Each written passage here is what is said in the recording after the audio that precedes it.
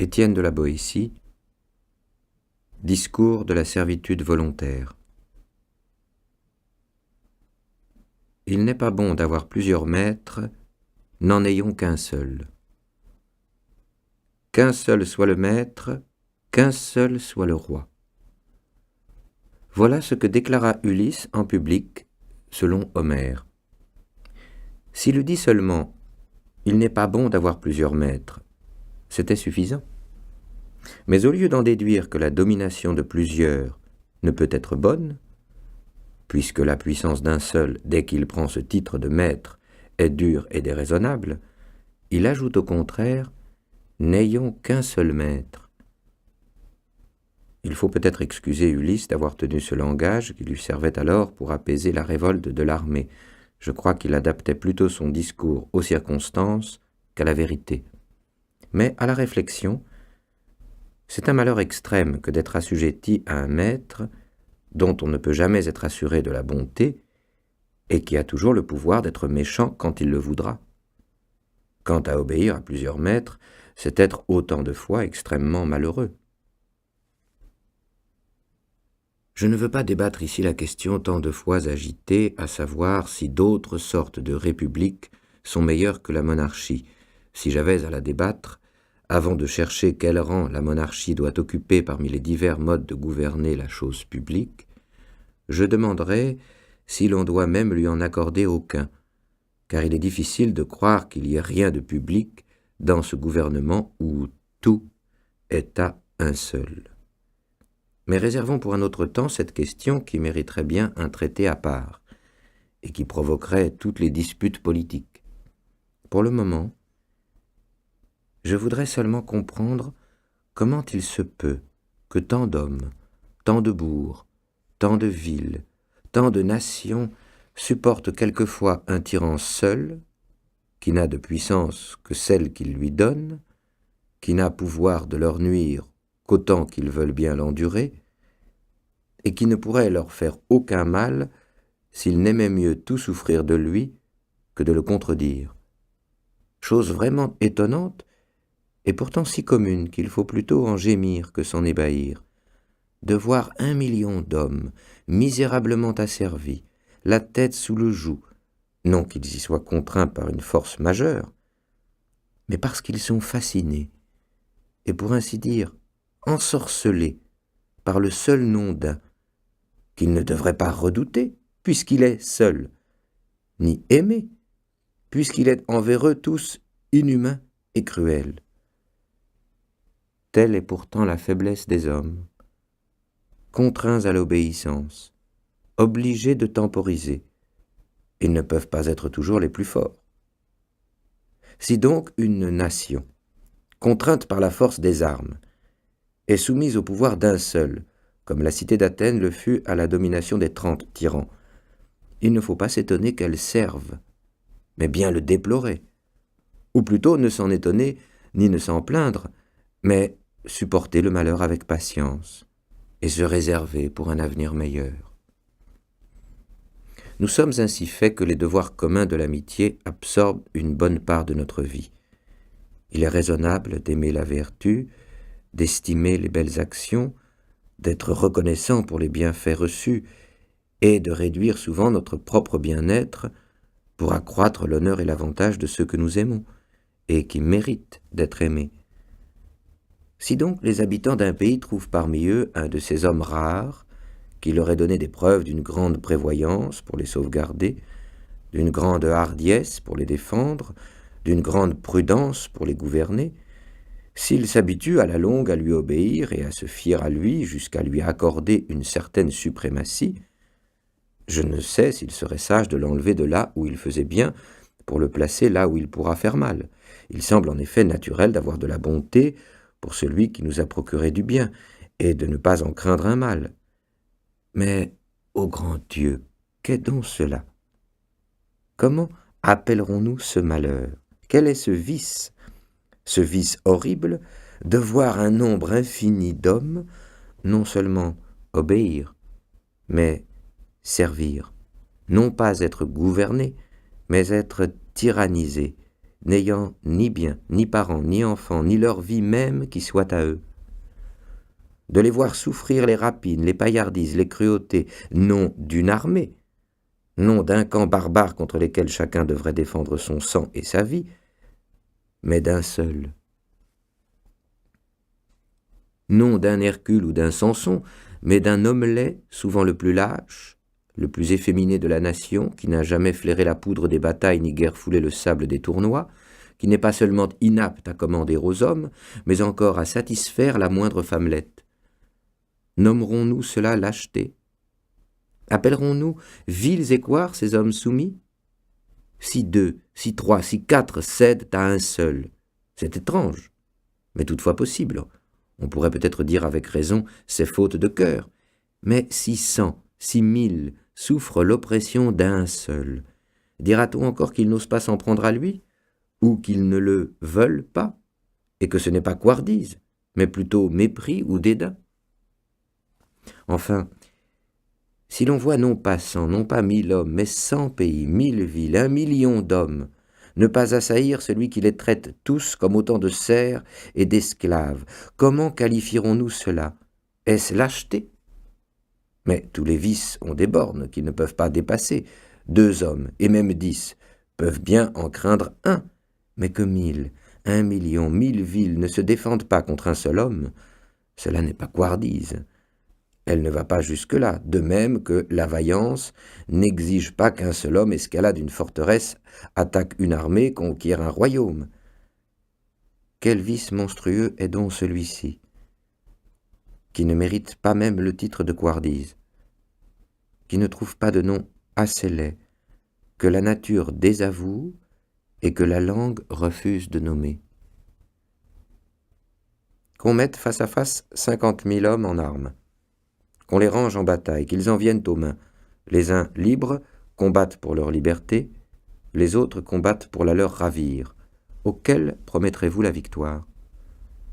Lesquels iront le plus courageusement au combat? Ceux qui espèrent pour récompense le maintien de leur liberté, ou ceux qui n'attendent pour salaire des coups qu'ils donnent et qu'ils reçoivent que la servitude d'autrui? Les uns ont toujours devant les yeux le bonheur de leur vie passée, et l'attente d'un bien-être égal pour l'avenir. Ils pensent moins à ce qu'ils endurent le temps d'une bataille qu'à ce qu'ils endureraient, vaincus, eux, leurs enfants et toute leur postérité. Les autres n'ont pour aiguillon qu'une petite pointe de convoitise qui s'émousse soudain contre le danger, et dont l'ardeur s'éteint dans le sang de leurs premières blessures. Aux batailles si renommées de Miltiade, de Léonidas, de Thémistocle, qui datent de 2000 ans, et qui vivent encore aujourd'hui aussi fraîches dans la mémoire des livres et des hommes que si elles venaient d'être livrées hier, en Grèce, pour le bien des Grecs et pour l'exemple du monde entier. Qu'est-ce qui donna à un si petit nombre de Grecs, non pas le pouvoir, mais le courage de supporter la force de tant de navires que la mer elle-même en débordait, de vaincre des nations si nombreuses que tous les soldats grecs pris ensemble n'auraient pas fourni assez de capitaines aux armées ennemies. Dans ces journées glorieuses, c'était moins la bataille des Grecs contre les Perses que la victoire de la liberté sur la domination, de l'affranchissement sur la convoitise. Ils sont vraiment extraordinaires, les récits de la vaillance que la liberté met au cœur de ceux qui la défendent.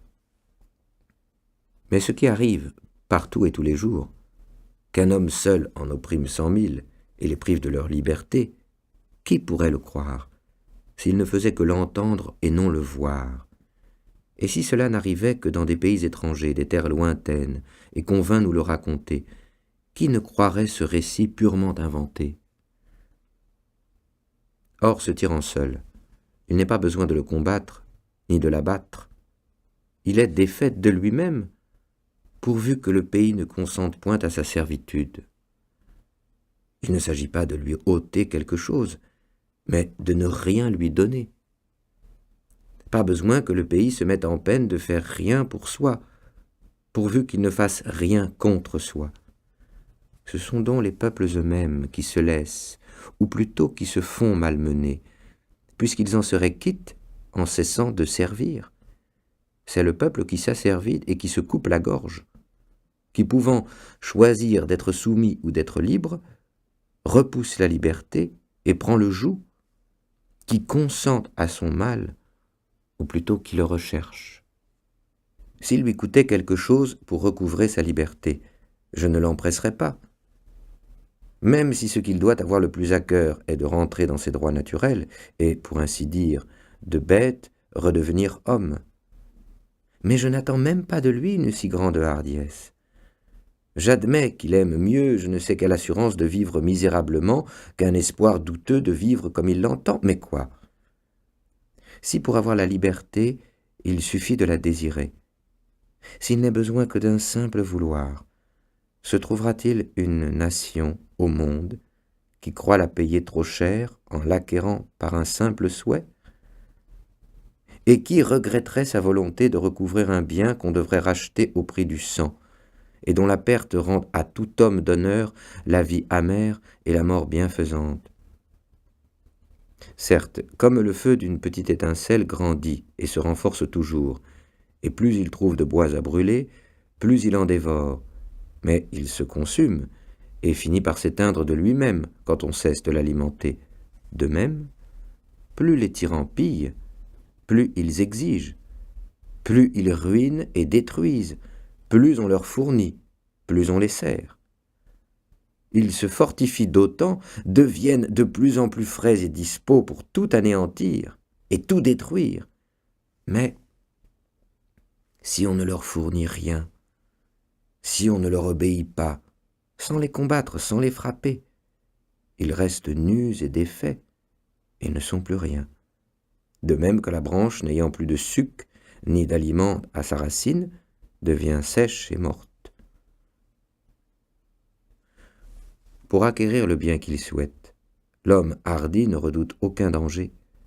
L'homme avisé n'est rebuté par aucune peine. Seuls les lâches et les engourdis ne savent ni endurer le mal, ni recouvrer le bien qu'ils se bornent à convoiter. L'énergie d'y prétendre leur est ravie par leur propre lâcheté. Il ne leur reste que le désir naturel de le posséder. Ce désir, cette volonté commune aux sages et aux imprudents, aux courageux et aux couards, leur fait souhaiter toutes les choses dont la possession les rendrait heureux et contents. Il en est une seule que les hommes, je ne sais pourquoi, n'ont pas la force de désirer. C'est la liberté, bien si grand et si doux. Dès qu'elle est perdue, tous les maux s'ensuivent, et sans elle tous les autres biens corrompus par la servitude perdent entièrement leur goût et leur saveur. La liberté. Les hommes la dédaignent uniquement, semble-t-il, parce que, s'ils la désiraient, ils l'auraient, comme s'ils refusaient de faire cette précieuse acquisition parce qu'elle est trop aisée. Pauvres gens misérables, peuples insensés, nations opiniâtres à votre mal et aveugles à votre bien. Vous vous laissez enlever sous vos yeux le plus beau et le plus clair de votre revenu. Vous laissez piller vos champs, voler et dépouiller vos maisons des vieux meubles de vos ancêtres. Vous vivez de telle sorte que rien n'est plus à vous. Il semble que vous regarderiez désormais comme un grand bonheur qu'on vous laissât seulement la moitié de vos biens, de vos familles, de vos vies. Et tous ces dégâts, ces malheurs, cette ruine, ne vous viennent pas des ennemis, mais certes bien de l'ennemi, de celui-là même que vous avez fait ce qu'il est, de celui pour qui vous allez si courageusement à la guerre, et pour la grandeur duquel vous ne refusez pas de vous offrir vous-même à la mort. Ce maître n'a pourtant que 2 yeux, 2 mains, un corps, et rien de plus que n'a le dernier des habitants du nombre infini de nos villes. Ce qu'il a de plus, ce sont les moyens que vous lui fournissez pour vous détruire. D'où tire-t-il tous ces yeux qui vous épient, si ce n'est de vous? Comment a-t-il tant de mains pour vous frapper, s'il ne vous les emprunte? Les pieds dont il foule vos cités ne sont-ils pas aussi les vôtres? A-t-il pouvoir sur vous qui ne soit de vous-même? Comment oserait-il vous assaillir s'il n'était d'intelligence avec vous? Quel mal pourrait-il vous faire si vous n'étiez les receleurs du larron qui vous pille, les complices du meurtrier qui vous tue et les traîtres de vous-même? Vous semez vos champs pour qu'ils les dévastent, vous meublez et remplissez vos maisons pour fournir ces pilleries, vous élevez vos filles afin qu'ils puissent assouvir sa luxure, vous nourrissez vos enfants pour qu'ils en fassent des soldats dans le meilleur des cas, pour qu'ils les mènent à la guerre, à la boucherie, qu'ils les rendent ministres de ses convoitises et exécuteurs de ses vengeances. Vous vous usez à la peine, afin qu'il puisse se mignarder dans ses délices et se vautrer dans ses sales plaisirs. Vous vous affaiblissez, afin qu'il soit plus fort, et qu'il vous tienne plus rudement la bride plus courte. Et de tant d'indignité que les bêtes elles-mêmes ne supporteraient pas si elles les sentaient, vous pourriez vous délivrer, si vous essayiez, même pas de vous délivrer, seulement de le vouloir. Soyez résolu à ne plus servir, et vous voilà libre. Je ne vous demande pas de le pousser, de l'ébranler, mais seulement de ne plus le soutenir, et vous le verrez, tel un grand colosse dont on a brisé la base, fondre sous son poids et se rompre. Les médecins conseillent justement de ne pas chercher à guérir les plaies incurables. Et peut-être ai-je tort de vouloir ainsi exhorter un peuple qui semble avoir perdu depuis longtemps toute connaissance de son mal, ce qui montre assez que sa maladie est mortelle. Cherchons donc à comprendre, si c'est possible, comment cette opiniâtre volonté de servir s'est enracinée si profond qu'on croirait que l'amour même de la liberté n'est pas si naturel. Il est hors de doute, je crois, que si nous vivions avec les droits que nous tenons de la nature, et d'après les préceptes qu'elle nous enseigne, nous serions naturellement soumis à nos parents, sujets de la raison, sans être esclaves de personne. Chacun de nous reconnaît en soi, tout naturellement, l'impulsion de l'obéissance envers ses pères et mères. Quant à savoir si la raison est en nous innée ou non, question débattue amplement par les académies et agitée par toute l'école des philosophes, je ne pense pas errer en disant qu'il y a dans notre âme un germe naturel de raison. Développé par les bons conseils et les bons exemples, ce germe s'épanouit en vertu, mais il avorte souvent, étouffé par les vices qui surviennent. Ce qu'il y a de clair et d'évident que personne ne peut ignorer, c'est que la nature, ministre de Dieu, gouvernante des hommes, nous a tous créés et coulés en quelque sorte dans le même moule, pour nous montrer que nous sommes tous égaux, ou plutôt frères.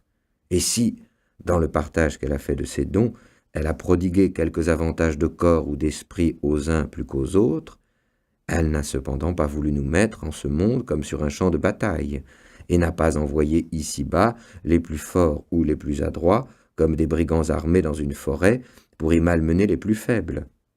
Croyons plutôt qu'en faisant ainsi des parts plus grandes aux uns, plus petites aux autres, elle a voulu faire naître en eux l'affection fraternelle, et les mettre à même de la pratiquer, puisque les uns ont la puissance de porter secours, tandis que les autres ont besoin d'en recevoir. Donc, puisque cette bonne mère nous a donné à tous toute la terre pour demeure, puisqu'elle nous a tous logés dans la même maison, nous a tous formés sur le même modèle, afin que chacun puisse se regarder et quasiment se reconnaître dans l'autre comme dans un miroir, puisqu'elle nous a fait à tous ce beau présent de la voix et de la parole, pour mieux nous rencontrer et fraterniser, et pour produire par la communication et l'échange de nos pensées la communion de nos volontés, puisqu'elle a cherché par tous les moyens à faire et à resserrer le nœud de notre alliance, de notre société, puisqu'elle a montré en toute chose qu'elle ne nous voulait pas seulement unis, mais tel un seul être, comment douter alors que nous ne soyons tous naturellement libres, puisque nous sommes tous égaux? Il ne peut entrer dans l'esprit de personne que la nature ait mis quiconque en servitude, puisqu'elle nous a tous mis en compagnie. À vrai dire, il est bien inutile de se demander si la liberté est naturelle, puisqu'on ne peut tenir aucun être en servitude sans lui faire tort. Il n'y a rien au monde de plus contraire à la nature, toute raisonnable, que l'injustice, La liberté est donc naturelle. C'est pourquoi, à mon avis, nous ne sommes pas seulement nés avec elle, mais aussi avec la passion de la défendre.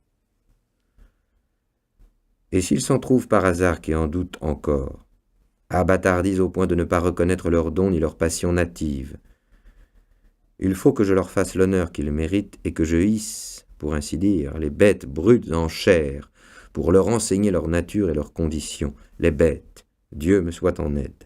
Si les hommes veulent bien les entendre, leurs cris « Vive la liberté !» Plusieurs d'entre elles meurent aussitôt prises. Tel le poisson qui perd la vie sitôt tiré de l'eau. Elles se laissent mourir pour ne point survivre à leur liberté naturelle. Si les animaux avaient entre eux des prééminences, ils feraient de cette liberté leur noblesse. D'autres bêtes, des plus grandes aux plus petites, lorsqu'on les prend, résistent si fort des ongles, des cornes, du bec, du pied, qu'elles démontrent assez quel prix elles accordent à ce qu'elles perdent. Une fois prises, elles nous donnent tant de signes flagrants de la connaissance de leur malheur qu'il est beau de les voir alors languir plutôt que vivre, et gémir sur leur bonheur perdu plutôt que de se plaire en servitude. Que veut dire d'autre l'éléphant lorsque, s'étant défendu jusqu'au bout, sans plus d'espoir, sur le point d'être pris, il enfonce ses mâchoires et casse ses dents contre les arbres, sinon que son grand désir de demeurer libre lui donne de l'esprit et l'avise de marchander avec les chasseurs, à voir s'il pourra s'acquitter par le prix de ses dents et si son ivoire, laissé pour rançon, rachètera sa liberté. Nous flattons le cheval dès sa naissance pour l'habituer à servir. Nos caresses ne l'empêchent pas de mordre son frein, de ruer sous l'éperon lorsqu'on veut le dompter.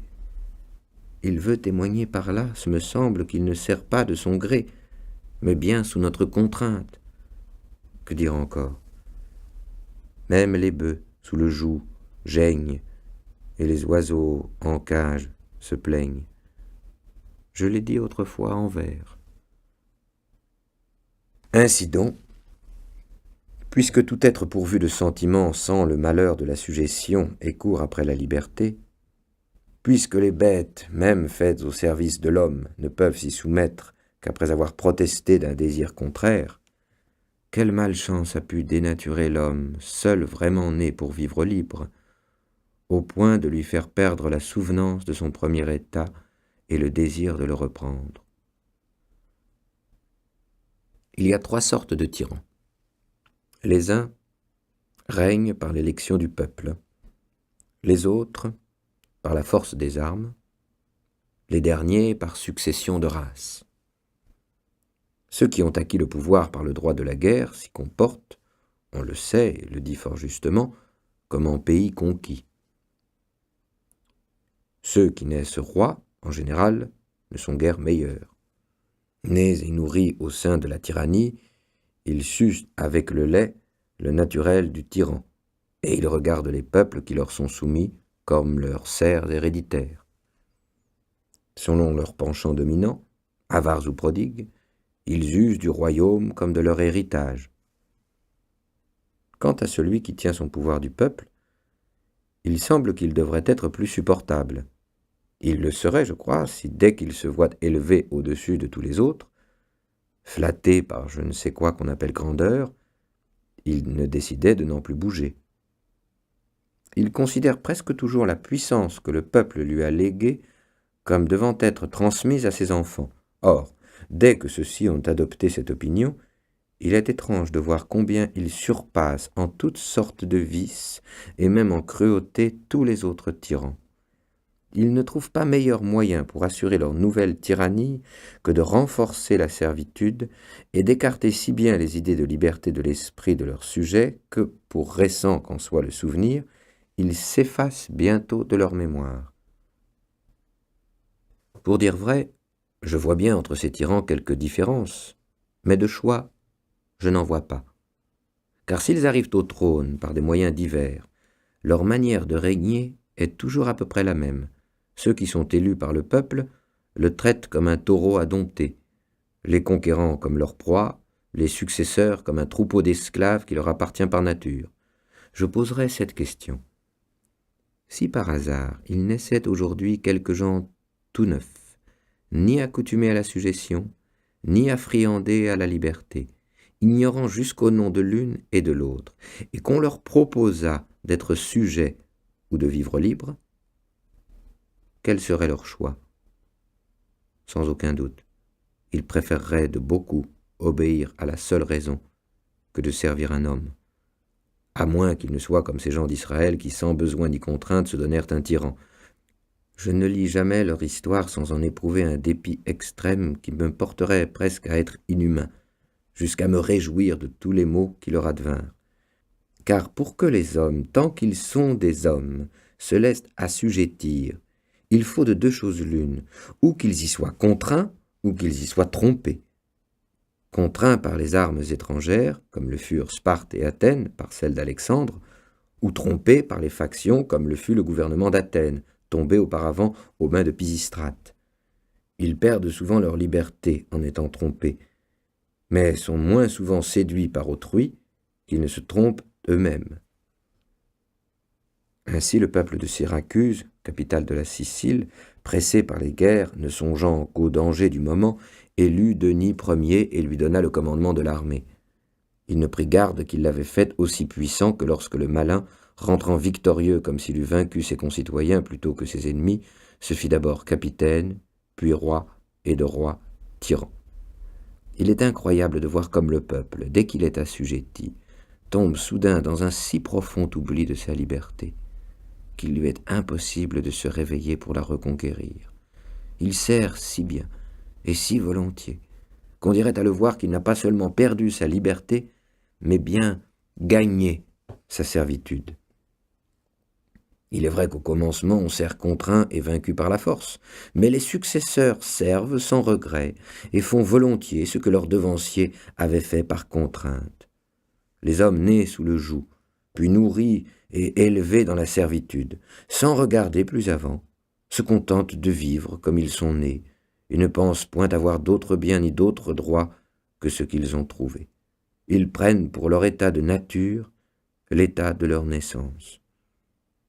Toutefois, il n'est pas d'héritier, même prodigue ou nonchalant, qui ne porte un jour les yeux sur les registres de son père pour voir s'il jouit de tous les droits de sa succession et si l'on n'a rien entrepris contre lui ou contre son prédécesseur.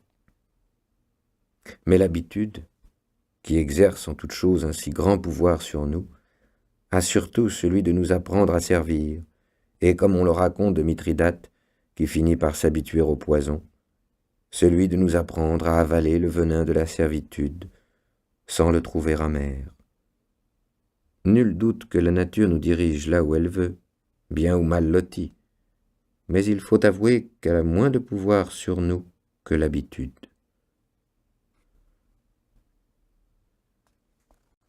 Si bon que soit le naturel, il se perd s'il n'est entretenu, et l'habitude nous forme toujours à sa manière, en dépit de la nature.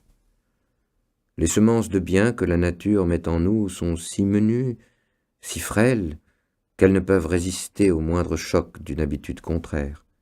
Elles s'entretiennent moins facilement qu'elles ne s'abâtardissent, et même dégénèrent, tels ces arbres fruitiers qui conservent les caractères de leur espèce tant qu'on les laisse venir, mais qui les perdent pour porter des fruits différents des leurs, selon la manière dont on les greffe. Les herbes aussi ont chacune leur propriété, leur naturel, leur singularité. Pourtant la durée, les intempéries, le sol ou la main du jardinier augmentent ou diminuent de beaucoup leurs vertus. La plante qu'on a vue dans un pays n'est souvent plus reconnaissable dans un autre. Celui qui verrait les Vénitiens, une poignée de gens vivant si librement que le plus misérable d'entre eux ne voudrait pas être roi, nés et élevés de façon qu'ils ne connaissent d'autre ambition que celle d'entretenir pour le mieux leur liberté, éduqués et formés dès le berceau de telle sorte qu'ils n'échangeraient pas un brin de leur liberté pour toutes les autres félicités de la terre, celui, dis-je, qui verrait ces personnes-là, et qui s'en irait ensuite sur le domaine de quelque grand seigneur, y trouvant des gens qui ne sont nés que pour le servir, et qui abandonnent leur propre vie pour maintenir sa puissance, penserait-il que ces deux peuples sont de même nature? Ou ne croirait-il pas plutôt qu'en sortant d'une cité d'hommes, il est entré dans un parc de bêtes? On raconte que Lycurgue, le législateur de Sparte, avait nourri 2 chiens, tous 2 frères, tous 2 allaités au même lait. L'un était engraissé à la cuisine, l'autre habitué à courir les champs au son de la trompe et du cornet. Voulant montrer aux Lacédémoniens que les hommes sont tels que la culture les a faits, il exposa les 2 chiens sur la place publique et mit entre eux une soupe et un lièvre. L'un courut au plat, l'autre au lièvre. Et pourtant, dit-il, ils sont frères. Celui-là, avec ses lois et son art poétique, éduqua et forma si bien les Lacédémoniens que chacun d'eux préférait souffrir 1000 morts plutôt que de se soumettre à un autre maître que la loi et la raison. Je prends plaisir à rappeler ici une anecdote concernant l'un des favoris de Xerxès, grand roi de Perse, et 2 Spartiates. Lorsque Xerxès faisait ses préparatifs de guerre pour conquérir la Grèce entière, il envoya ses ambassadeurs dans plusieurs villes de ce pays pour demander de l'eau et de la terre. C'était la manière qu'avaient les Perses de sommer les villes de se rendre.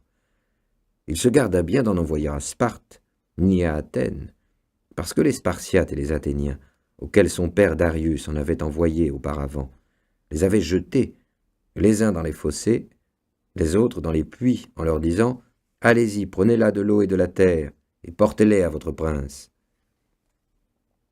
Ces gens ne pouvaient souffrir que, même par la moindre parole, on attentât à leur liberté.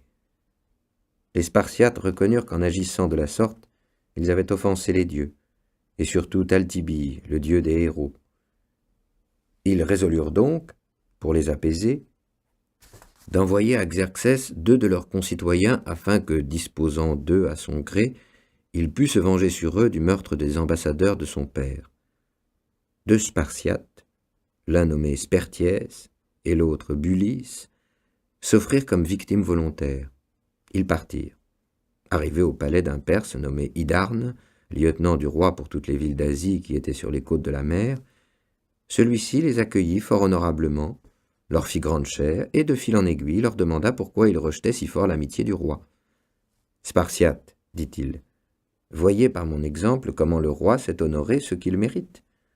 Croyez que si vous étiez à son service et qu'il vous eût connu, vous seriez tous les 2 gouverneurs de quelque ville grecque. » Les Lacédémoniens répondirent « En ceci, Hydarne, tu ne pourrais nous donner un bon conseil, car si tu as essayé le bonheur que tu nous promets, tu ignores entièrement celui dont nous jouissons. Tu as éprouvé la faveur du roi, mais tu ne sais pas quel goût délicieux a la liberté. Or, si tu en avais seulement goûté, tu nous conseillerais de la défendre, non seulement avec la lance et le bouclier, mais avec les dents et avec les ongles. » Seuls les Spartiates disaient vrai. Mais chacun parlait ici selon l'éducation qu'il avait reçue, car il était aussi impossible aux Persans de regretter la liberté dont ils n'avaient jamais joui qu'aux Lacédémoniens qui l'avaient savourée d'endurer l'esclavage. Caton d'Utique, encore enfant et sous la férule de son maître, allait souvent voir le dictateur Sylla, chez qui il avait ses entrées, tant à cause du rang de sa famille que de ses liens de parenté. Dans ses visites, il était toujours accompagné de son précepteur, comme c'était l'usage à Rome pour les enfants des nobles. Il vit un jour que dans l'hôtel même de Sylla, en sa présence ou par son commandement, on emprisonnait les uns, on condamnait les autres. L'un était banni, l'autre étranglé. L'un demandait la confiscation des biens d'un citoyen, l'autre sa tête. En somme, tout s'y passait non pas comme chez un magistrat de la cité, mais comme chez un tyran du peuple. C'était moins le sanctuaire de la justice qu'une caverne de tyrannie. Ce jeune garçon dit à son précepteur « Que ne me donnez-vous un poignard? Je le cacherai sous ma robe. J'entre souvent dans la chambre de Sylla avant qu'il ne soit levé. J'ai le bras assez fort pour en libérer la ville. » Voilà vraiment la parole d'un Caton. Ce début d'une vie était digne de sa mort. Taisez le nom et le pays. Racontez seulement le fait tel qu'il est. Il parle de lui-même. On dira aussitôt, cet enfant était romain, né dans Rome lorsqu'elle était libre. Pourquoi dis-je ceci? Je ne prétends certes pas que le pays et le sol n'y fassent rien, car partout et en tout lieu l'esclavage est amer aux hommes et la liberté leur est chère. Mais il me semble qu'on doit avoir pitié de ceux qui, en naissant, se trouvent déjà sous le joug, qu'on doit les excuser ou leur pardonner si n'ayant pas même vu l'ombre de la liberté, et n'en ayant pas entendu parler, ils ne ressentent pas le malheur d'être esclaves. S'il est des pays, comme le dit Homère, de celui des Cimmériens, où le soleil se montre tout différent qu'à nous, où après les avoir éclairés pendant 6 mois consécutifs, il les laisse dans l'obscurité durant les 6 autres mois, faut-il s'étonner que ceux qui naissent pendant cette longue nuit, s'ils n'ont point ouï parler de la clarté ni jamais vu le jour, s'accoutument aux ténèbres, où ils sont nés sans désirer la lumière. On ne regrette jamais ce qu'on n'a jamais eu. Le chagrin ne vient qu'après le plaisir, et toujours à la connaissance du malheur se joint le souvenir de quelque joie passée. La nature de l'homme est d'être libre et de vouloir l'être, mais il prend facilement un autre pli lorsque l'éducation le lui donne. Disons que si toutes choses deviennent naturelles à l'homme lorsqu'il s'y habitue, seul reste dans sa nature celui qui ne désire que les choses simples et non altérées. Ainsi la première raison de la servitude volontaire, c'est l'habitude. Voilà ce qui arrive aux plus braves chevaux qui d'abord mordent leurs freins et après s'en jouent, qui regimbant naguère sous la selle, se présentent maintenant d'eux-mêmes sous le harnais et, tout fiers, se rengorgent sous l'armure. Ils disent qu'ils ont toujours été sujets, que leurs pères ont vécu ainsi, ils pensent qu'ils sont tenus d'endurer le mal, s'en persuadent par des exemples, et consolident eux-mêmes par la durée la possession de ceux qui les tyrannisent. Mais en vérité, les années ne donnent jamais le droit de mal faire. Elles accroissent l'injure.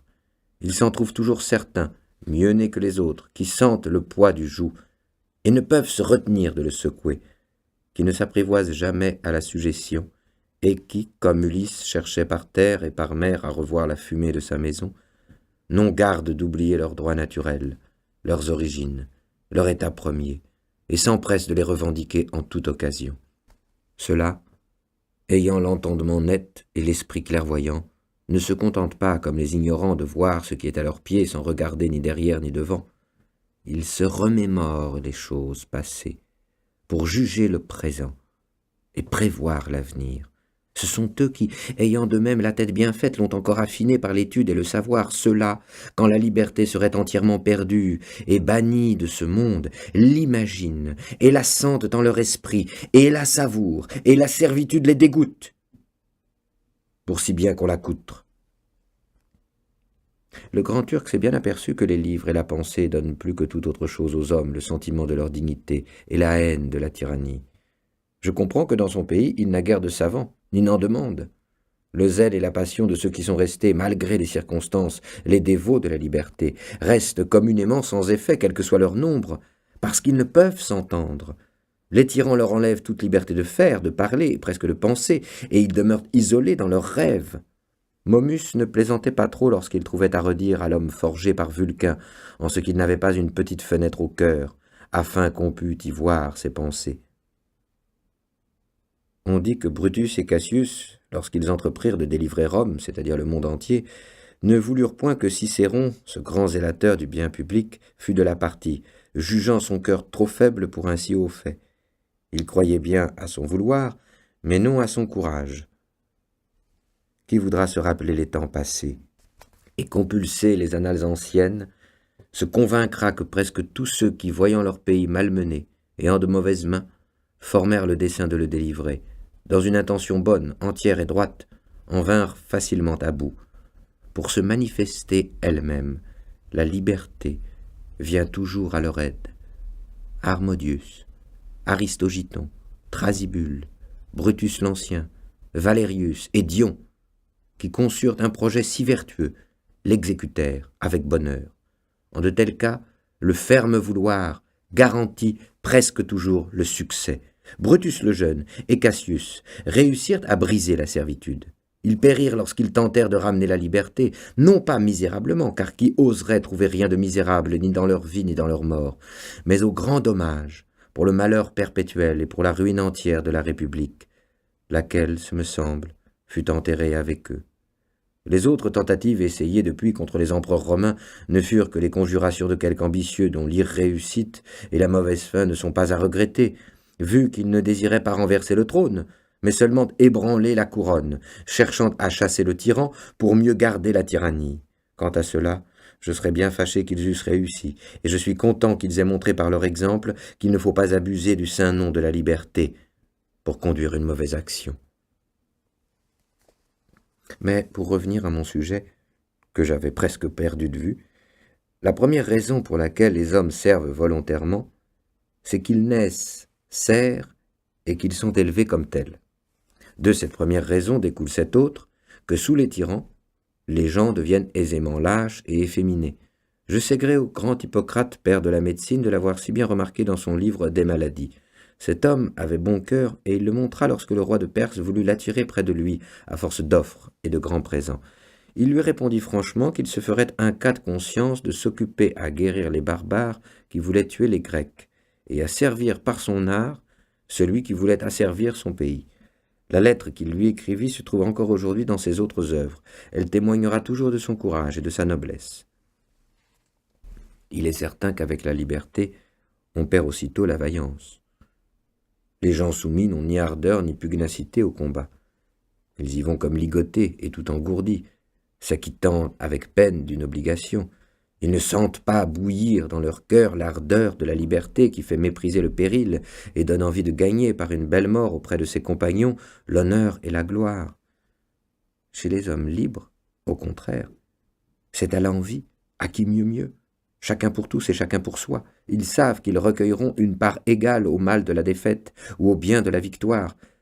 Mais les gens soumis, dépourvus de courage et de vivacité, ont le cœur bas et mou, et sont incapables de toute grande action. Les tyrans le savent bien. Aussi font-ils tout leur possible pour mieux les avachir. L'historien Xénophon, l'un des plus sérieux et des plus estimés parmi les Grecs, a fait un petit livre dans lequel il fait dialoguer Simonide avec Hiéron, tyran de Syracuse, sur les misères du tyran. Ce livre est plein de leçons bonnes et graves, qui ont aussi, selon moi, une grâce infinie. Plût à Dieu que tous les tyrans qui aient jamais été l'eussent placé devant eux en guise de miroir.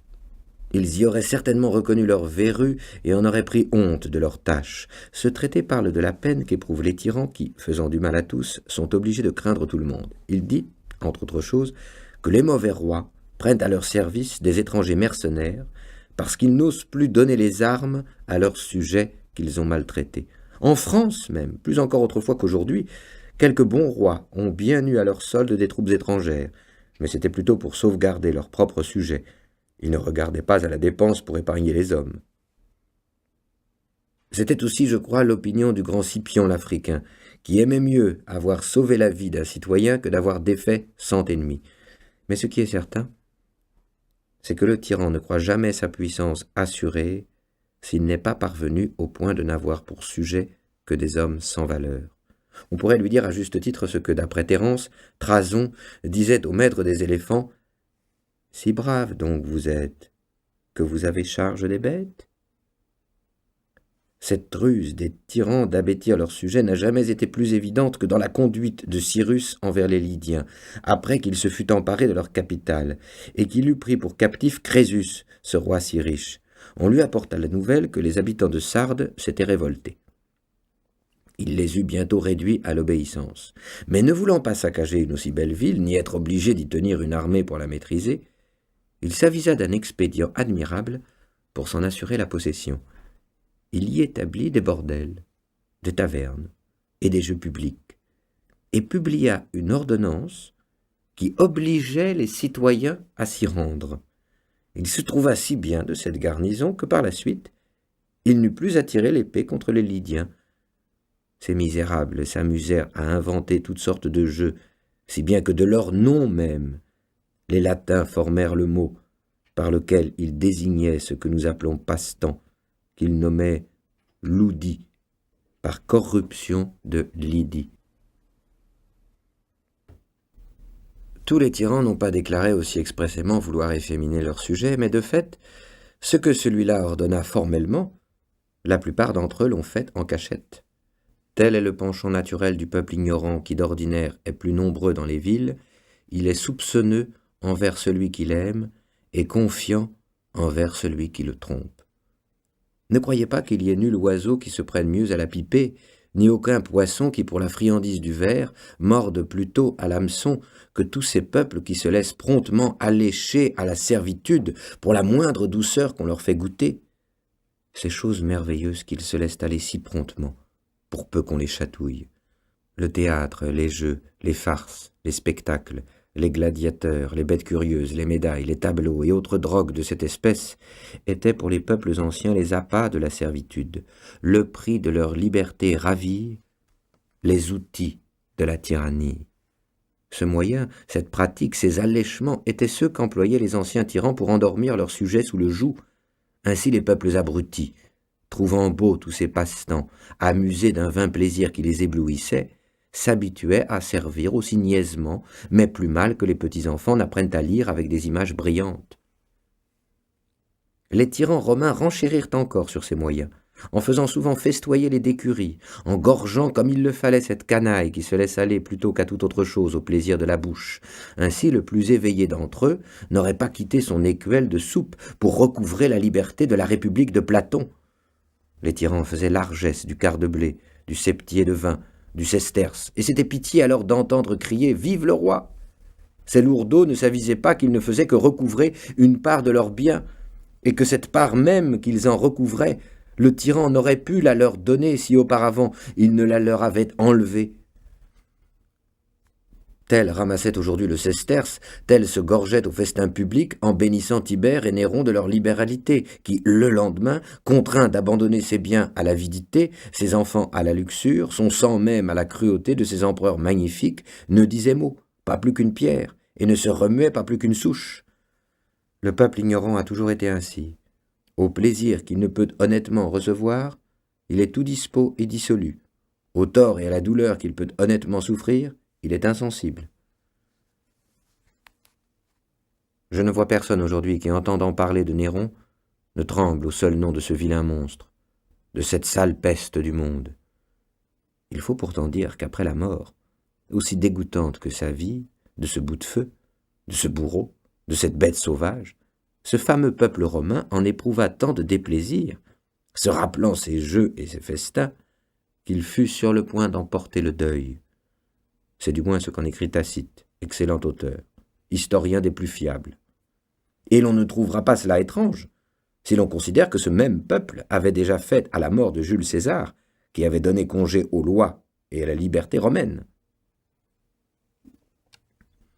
On louait surtout, me semble, dans ce personnage son humanité. Or, elle fut plus funeste à son pays que la plus grande cruauté du plus sauvage tyran qui ait jamais vécu, car à la vérité ce fut cette venimeuse douceur qui emmillait là pour le peuple romain le breuvage de la servitude. Après sa mort, ce peuple-là, qui avait encore à la bouche le goût de ses banquets et à l'esprit la mémoire de ses prodigalités, amoncela les bancs de la place publique pour lui en faire un grand bûcher d'honneur. Puis il lui éleva une colonne, comme au père du peuple. Le chapiteau portait cette inscription. Enfin, il fit plus d'honneur à ce mort qu'il n'aurait dû en faire à un vivant, et d'abord à ceux qu'il avait tués.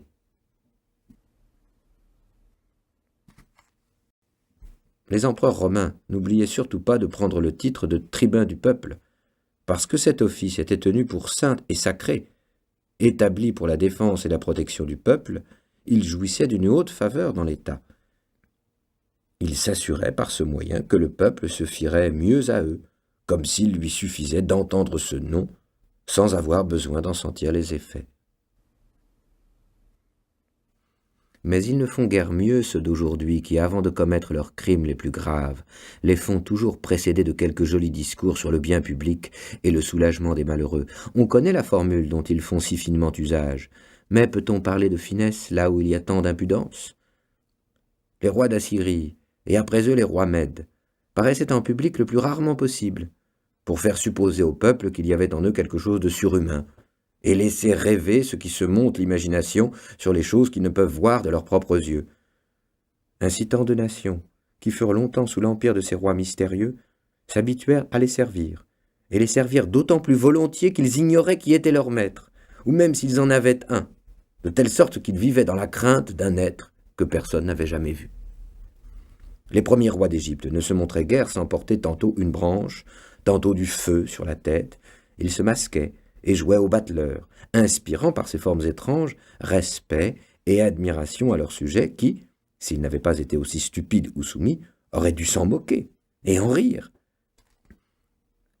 C'est vraiment lamentable de découvrir tout ce que faisaient les tyrans du temps passé pour fonder leur tyrannie, de voir quels petits moyens ils se servaient, trouvant toujours la populace si bien disposée à leur égard qu'ils n'avaient qu'à tendre un filet pour la prendre. Ils n'ont jamais eu plus de facilité à la tromper et ne l'ont jamais mieux asservie que lorsqu'ils s'en moquaient le plus. Que dirais-je d'une autre sornette que les peuples anciens prirent pour argent comptant? Ils crurent fermement que l'orteil de Pyrrhus, roi d'Épire, faisait des miracles et guérissait les malades de la rate. Ils enjolivèrent encore ce conte en disant que, lorsqu'on eut brûlé le cadavre de ce roi, l'orteil se retrouva dans les cendres, épargné du feu, intact.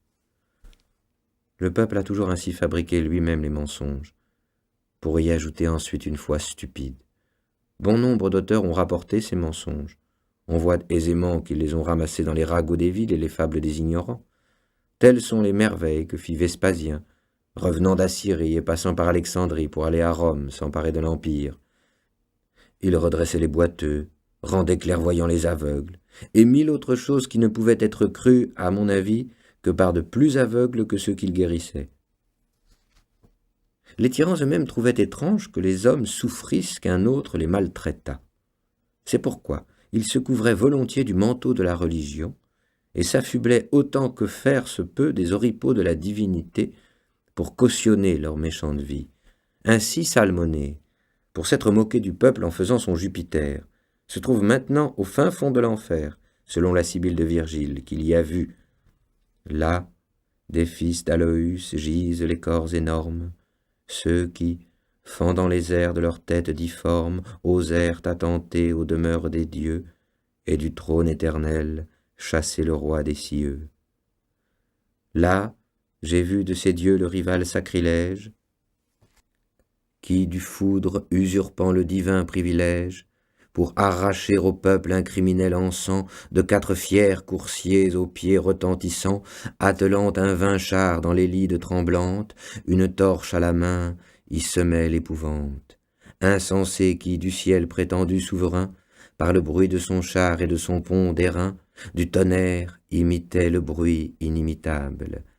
Mais Jupiter lança le foudre véritable et renversa, couvert d'un tourbillon de feu, le char et les coursiers, et la foudre et le dieu. Son triomphe fut court, sa peine est éternelle.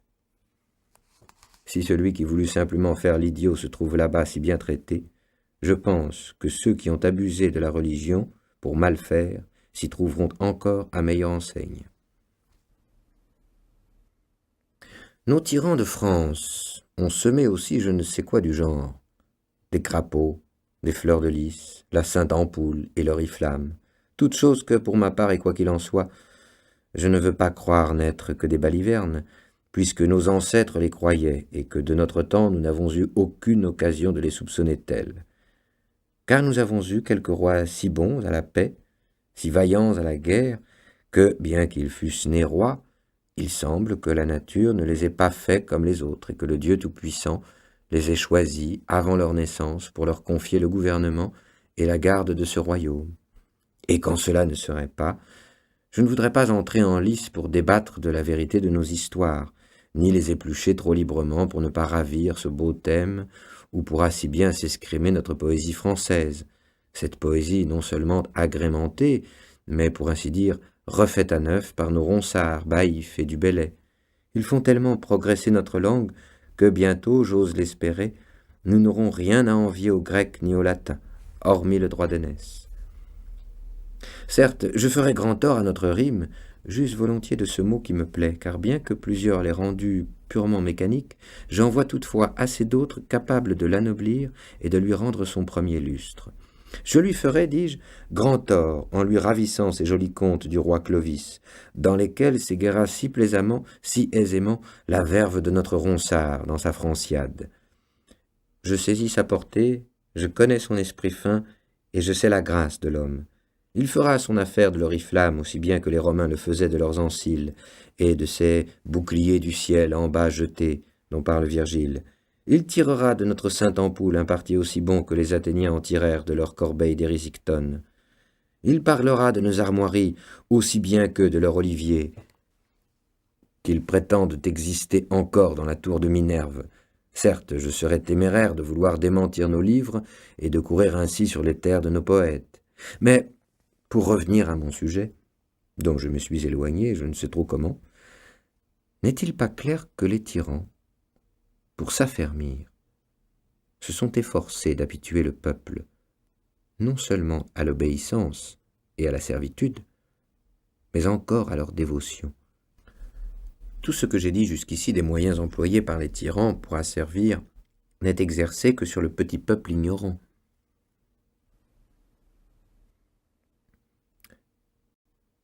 J'en arrive maintenant à un point qui est, selon moi, le ressort et le secret de la domination, le soutien et le fondement de toute tyrannie. Celui qui penserait que les hallebardes, les gardes et le guet garantissent les tyrans se tromperait fort. Ils s'en servent, je crois, par forme et pour épouvantail, plus qu'ils ne s'y fient. Les archers barrent l'entrée des palais aux malhabiles qui n'ont aucun moyen de nuire, non aux audacieux bien armés. On voit aisément que parmi les empereurs romains, moins nombreux sont ceux qui échappèrent au danger grâce au secours de leurs archers qu'il n'y en eut de tués par ces archers mêmes.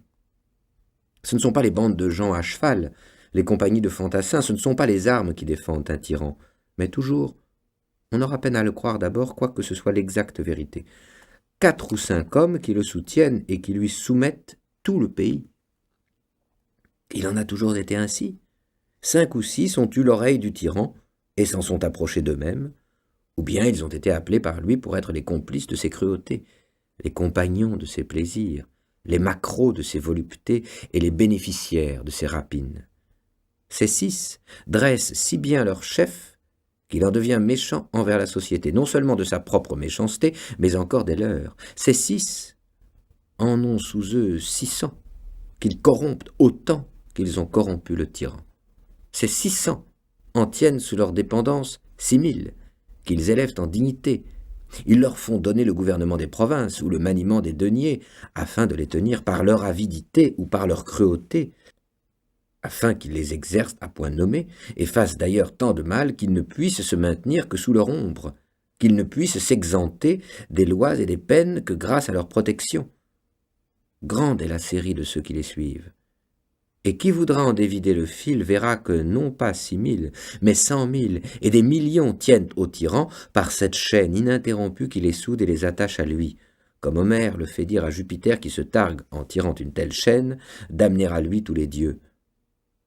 De là venait l'accroissement du pouvoir du Sénat sous Jules César, l'établissement de nouvelles fonctions, l'institution de nouveaux offices, non certes pour réorganiser la justice, mais pour donner de nouveaux soutiens à la tyrannie. En somme, par les gains et les faveurs qu'on reçoit des tyrans, on en arrive à ce point qu'ils se trouvent presque aussi nombreux, ceux auxquels la tyrannie profite, que ceux auxquels la liberté plairait.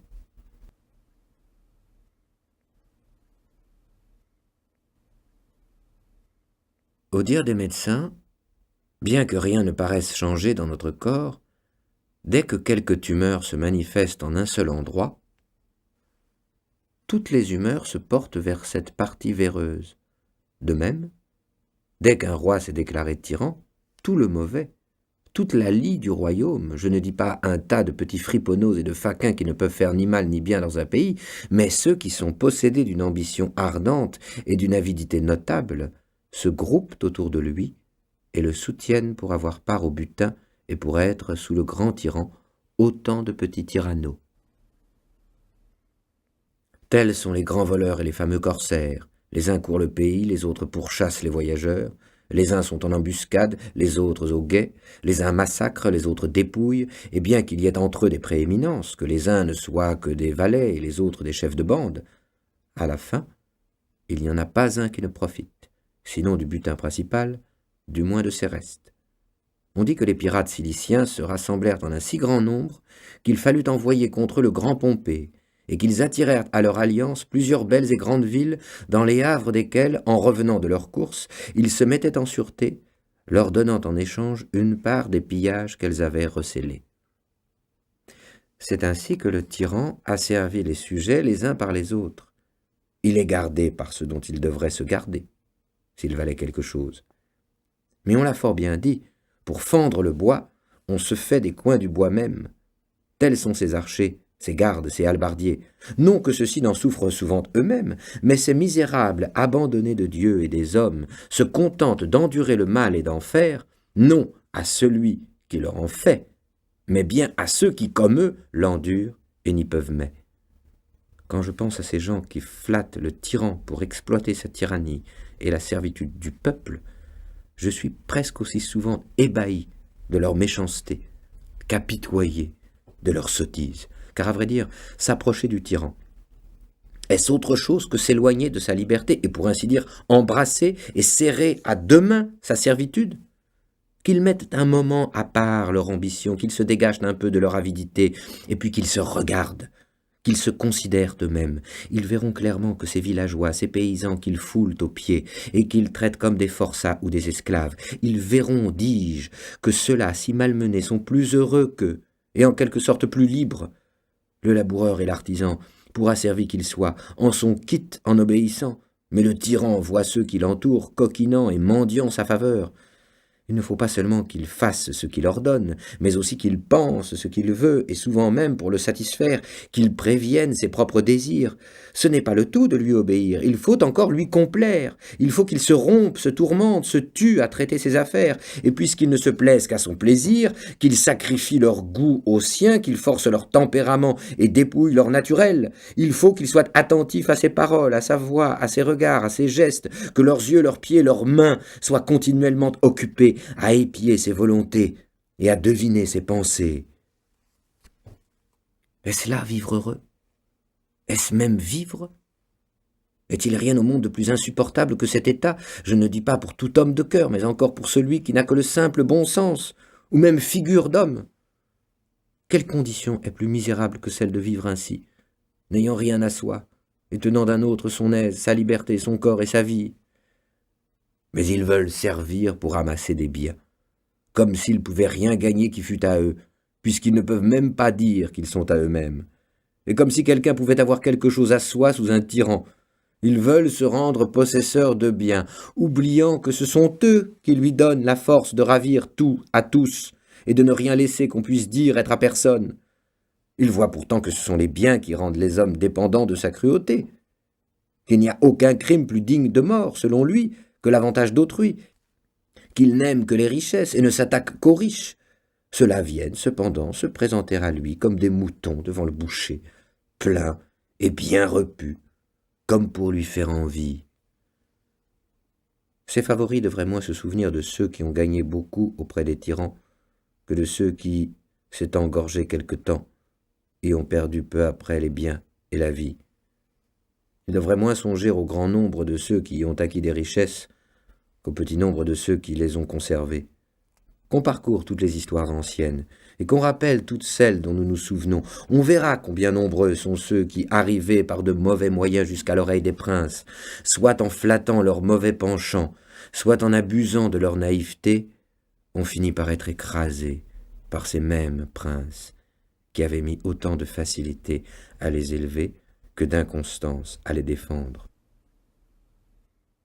Parmi le grand nombre de ceux qui se sont trouvés auprès des mauvais rois, il en est peu ou presque pas qui n'aient éprouvé eux-mêmes la cruauté du tyran, qu'ils avaient auparavant attisée contre d'autres. Souvent enrichis à l'ombre de sa faveur des dépouilles d'autrui, ils l'ont à la fin enrichi eux-mêmes de leurs propres dépouilles.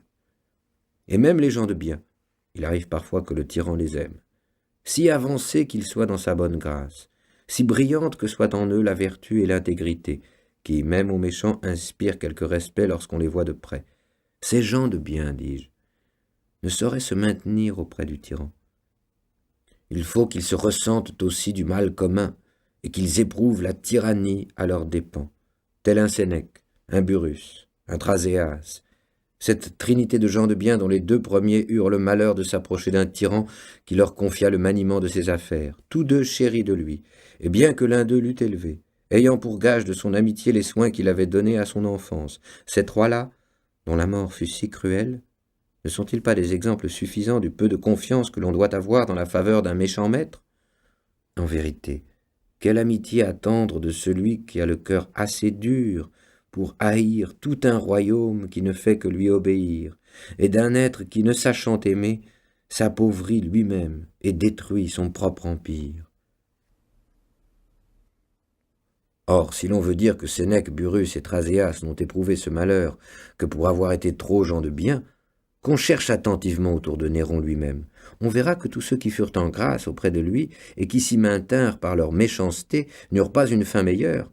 Qui a jamais entendu parler d'un amour aussi effréné, d'une affection aussi opiniâtre? Qui a jamais vu d'homme aussi obstinément attaché à une femme que celui-là le fut à Popée? Or il l'empoisonna lui-même. Sa mère, Agrippine, pour le placer sur le trône, avait tué son propre mari Claude. Elle avait tout entrepris et tout souffert pour le favoriser. Et cependant son fils, son nourrisson, celui-là qu'elle avait fait empereur de sa propre main, lui ôta la vie après l'avoir souvent maltraité. Personne ne nia qu'elle n'eût bien mérité cette punition, si elle avait été infligée par n'importe qui d'autre.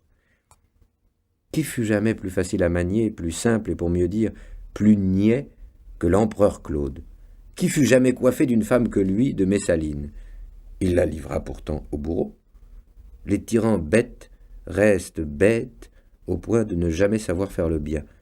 Mais, je ne sais comment, à la fin, le peu qu'ils ont d'esprit se réveille en eux pour user de cruauté même envers leurs proches. On connaît assez le mot de celui-là qui, voyant découverte la gorge de sa femme, de celle qu'il aimait le plus, sans laquelle il semblait qu'il ne pût vivre, lui adressa ce joli compliment: « Ce beau coup sera coupé tout à l'heure, si je l'ordonne. » Voilà pourquoi la plupart des anciens tyrans ont presque tous été tués par leurs favoris. Connaissant la nature de la tyrannie, ceux-ci n'étaient guère rassurés sur la volonté du tyran et se défiaient de sa puissance. C'est ainsi que Domitien fut tué par Stéphanus, Commode par une de ses maîtresses, Caracalla par le centurion Martial, excité par Macrin, et de même presque tous les autres. Certainement le tyran n'aime jamais, et n'est jamais aimé. L'amitié est un nom sacré, une chose sainte. Elle n'existe qu'entre gens de bien. Elle naît d'une mutuelle estime, et s'entretient moins par les bienfaits que par l'honnêteté. Ce qui rend un ami sûr de l'autre, c'est la connaissance de son intégrité. Il en a pour garant son bon naturel, sa fidélité, sa constance. Il ne peut y avoir d'amitié là où se trouve la cruauté, la déloyauté, l'injustice. Entre méchants, lorsqu'ils s'assemblent, c'est un complot, et non une société. Ils ne s'aiment pas, mais se craignent, ils ne sont pas amis, mais complices. Quand bien même cela ne serait pas, il serait difficile de trouver chez un tyran un amour sûr, parce qu'étant au-dessus de tous, et n'ayant pas de père, il est déjà au-delà des bornes de l'amitié. Celle-ci fleurit dans l'égalité, dont la marche est toujours égale, et ne peut jamais clocher. Voilà pourquoi il y a bien, comme on le dit, une espèce de bonne foi parmi les voleurs lors du partage du butin, parce qu'alors ils y sont tous pères et compagnons. S'ils ne s'aiment pas, du moins se craignent-ils. Ils ne veulent pas amoindrir leurs forces en se désunissant. Mais les favoris d'un tyran ne peuvent jamais compter sur lui parce qu'ils lui ont eux-mêmes appris qu'il peut tout, qu'aucun droit ni devoir ne l'oblige, qu'il est habitué à n'avoir pour raison que sa volonté, qu'il n'a pas d'égal et qu'il est le maître de tous. N'est-il pas déplorable que malgré tant d'exemples éclatants, sachant le danger si présent, personne ne veuille tirer leçon des misères d'autrui et que tant de gens s'approchent encore si volontiers des tyrans, qu'il ne s'en trouve pas un pour avoir la prudence et le courage de leur dire, comme le renard de la fable au lion qui faisait le malade: « J'irais volontiers te rendre visite dans ta tanière, mais je vois assez de traces de bêtes qui y entrent, quant à celles qui en sortent, je n'en vois aucune. » Ces misérables voient reluire les trésors du tyran, ils admirent tout ébahis les éclats de sa magnificence. Alléchés par cette lueur, Ils s'approchent sans s'apercevoir qu'ils se jettent dans une flamme qui ne peut manquer de les dévorer. Ainsi le satyre imprudent de la fable, voyant briller le feu ravi par Prométhée, le trouva si beau qu'il alla le baiser et s'y brûla. Ainsi le papillon, qui espérant jouir de quelque plaisir, se jette au feu parce qu'il le voit briller, et prouve bientôt, comme dit Lucain, qu'il a aussi le pouvoir de brûler. Mais supposons encore que ces mignons échappent aux mains de celui qu'ils servent. Ils ne se sauvent jamais de celle du roi qui lui succède. S'il est bon, il leur faut alors rendre des comptes, et se soumettre à la raison. S'il est mauvais comme leur ancien maître, il ne peut manquer d'avoir aussi ses favoris qui, d'ordinaire, non contents de prendre leur place, leur arrachent aussi le plus souvent leurs biens et leur vie. Se peut-il donc qu'il se trouve quelqu'un qui, face à un tel péril et avec si peu de garantie, veuille prendre une position si malheureuse et servir avec tant de souffrance un maître aussi dangereux? Quelle peine! Quel martyre! Grand Dieu! Être occupé nuit et jour à plaire à un homme et se méfier de lui plus que de tout autre au monde. Avoir toujours l'œil aux aguets, l'oreille aux écoutes, pour épier d'où viendra le coup, pour découvrir les embûches, pour tâter la mine de ses concurrents, pour deviner le traître. Sourire à chacun et se méfier de tous, n'avoir ni ennemi ouvert, ni ami assuré, montrer toujours un visage riant quand le cœur est transi, ne pas pouvoir être joyeux, ni oser être triste. Il est vraiment plaisant de considérer ce qui leur revient de ce grand tourment, et de voir le bien qu'ils peuvent attendre de leur peine et de leur vie misérable. Ce n'est pas le tyran que le peuple accuse du mal qu'il souffre, mais bien ceux qui le gouvernent. Ceux-là, les peuples, les nations, tous à l'envi jusqu'aux paysans, jusqu'aux laboureurs, connaissent leurs noms, décomptent leurs vices. Ils amassent sur eux 1000 outrages, 1000 insultes, 1000 jurons. Toutes les prières, toutes les malédictions sont contre eux, tous les malheurs, toutes les pestes, toutes les famines leur sont comptées. Et si l'on fait parfois semblant de leur rendre hommage, dans le même temps on les maudit du fond du cœur, et on les tient plus en horreur que des bêtes sauvages. Voilà la gloire, voilà l'honneur qu'ils recueillent de leur service auprès des gens qui, s'ils pouvaient avoir chacun un morceau de leur corps, ne s'estimeraient pas encore satisfaits, ni même à demi consolés de leur souffrance. Même après leur mort, leurs survivants n'ont de cesse que le nom de ces mange-peuples ne soit noirci de l'encre de 1000 plumes, et leur réputation déchirée dans 1000 livres. Même leurs os sont, pour ainsi dire, traînés dans la boue par la postérité, comme pour les punir encore après leur mort de leur méchante vie. Apprenons donc, apprenons à bien faire. Levons les yeux vers le ciel pour notre honneur ou pour l'amour de la vertu. Mieux encore, pour ceux du Dieu Tout-Puissant, fidèle témoin de nos actes et juge de nos fautes. Pour moi, je pense, et ne crois pas me tromper, puisque rien n'est plus contraire à un Dieu bon et libéral que la tyrannie, qu'il réserve là-bas tout exprès, pour les tyrans et leurs complices, quelques peines particulières.